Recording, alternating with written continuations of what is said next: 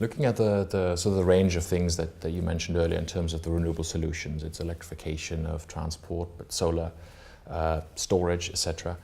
Where do you see the main sort of policy levers, the main policy tools to enable an upscaling of renewable energy?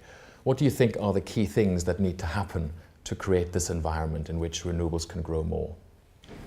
Well, I think that the scientists and the entrepreneurs have done their job. We do have the technology today, and the problem really is the momentum of the existing system, and it does need government intervention. I mean, the government is the collectivity. This is a collective problem of climate change, and so it does need some government intervention to assist in the transition from a fossil fuel economy to a renewable economy.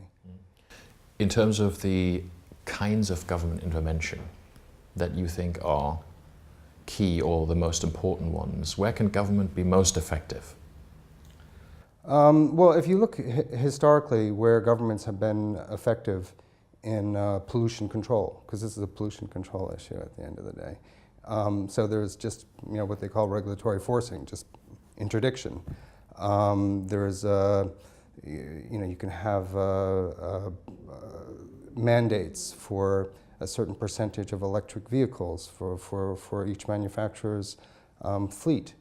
There's a whole series of regulatory, carbon taxation is a very, just tax the use of carbon until to level the playing field with renewables.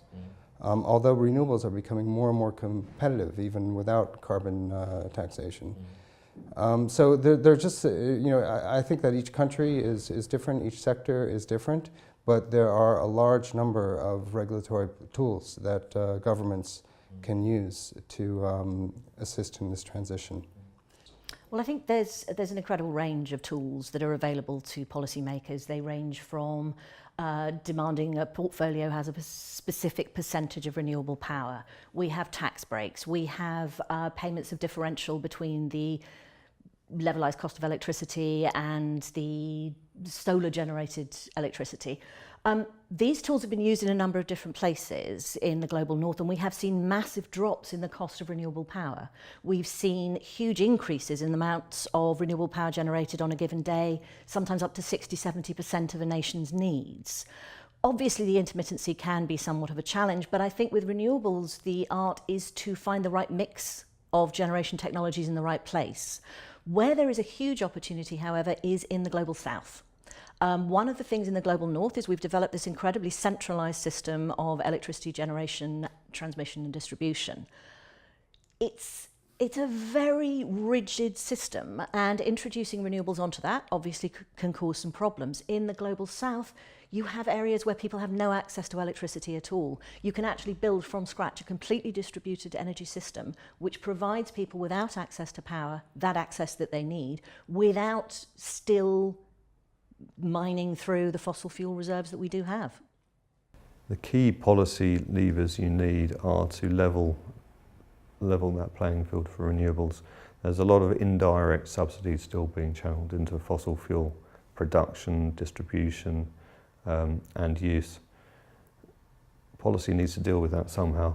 On top of that, there are other things like if you don't have carbon pricing in the system somehow, then you're always going to have this effect of it possibly being cheaper or easier to use fossil fuels because the effects of the pollution and climate change are not paid for by the people running the plant or necessarily by the people buying the electricity. So you need to have carbon pricing to make that impact felt, the global impact felt on a local scale on the person producing the fossil fuels.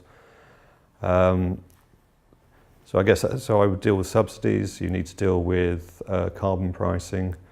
You need to have clear transparency and a long sight on what the tariffs would be for renewable energy investments. You need to know, finance needs to know where its return is going to come from and how that's going to work for a long time in the future. Renewable energy project investment is a lot of upfront cost, and then you get a feed through of effectively very cheap power for 25 years on a solar PV plant, longer on hydro.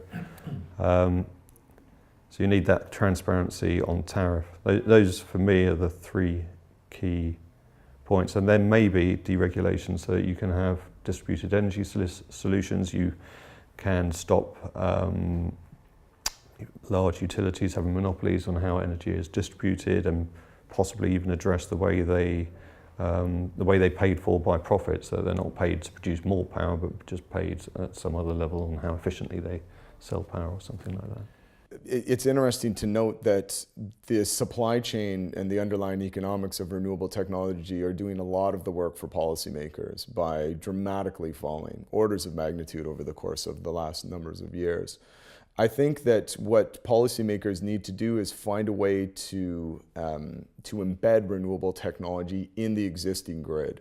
It's by no means straightforward. There needs to be much broader investments in transmission and distribution technology, something which in some cases very, very difficult to push through areas of outstanding natural beauty, certain neighborhoods. You know, nobody really likes a power line in their back garden. It's one of the more intrusive aspects of the energy system, you could argue. But I think you need that kind of interconnection because the issues of intermittency are unlikely to go away in the short term. What government can do, in a way, some of the software solutions, if we consider that the grid is the hardware, then the software is the policy solution that sits within it. Capacity markets, developing certain payments to keep backup on the system and available to address intermittency. From an environmental standpoint, decidedly mixed. I think outcomes would be associated with such a system because it's the most inefficient, oldest plants that are the ones that are getting these additional payments to stay on the system. So as opposed to a more efficient, perhaps you could argue gas-based system. So for me, capacity payments perhaps have a role to play, but they're not a winner in and of themselves. There needs to be this mix of software and hardware, and government has to play a role in essentially supporting both.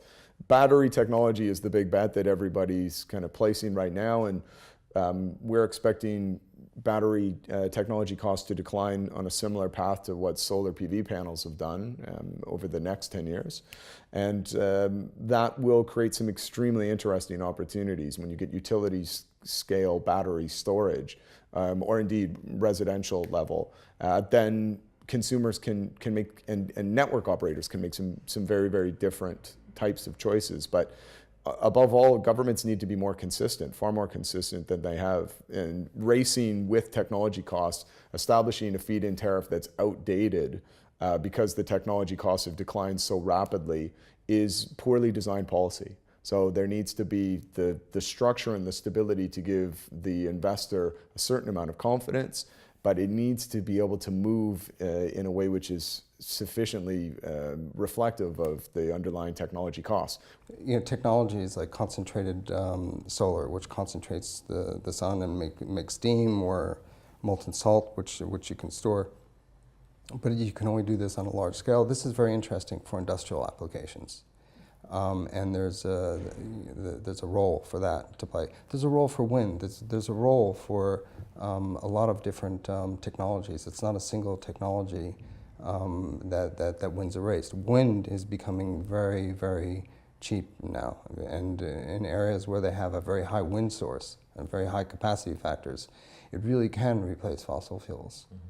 I think also we need to adapt our use of energy to when it's available. Everyone's saying, oh, renewables are no good because they're intermittent. Well, if you have a very large grid of renewables, it's less intermittent because of the portfolio effect. The wind might be blowing here if it's not blowing there. And then if you have a global grid, there is a project to build a global grid. The sun is always shining somewhere on the planet. But we can also adapt our use of energy and run our washing machines during the day when there's lots of solar power, for example. And there is demand response, and you can have tiered pricing where industries pay a higher price when there's less electricity available. So there are solutions to the intermittency of renewables, technological solutions and also market structuring solutions. Again, policy tools are very context specific. So why has China done very well? They introduced one of the first renewable energy targets in the world in the law on renewable energy. I mean, they're looking for 15% renewable energy by 2030, which is very ambitious given the scale of consumption and rising demand in China. So what they did is they supported industries they supported research and development. They gave positive tax incentives and loans. They didn't use this type of feed-in tariffs that have been used primarily in Europe.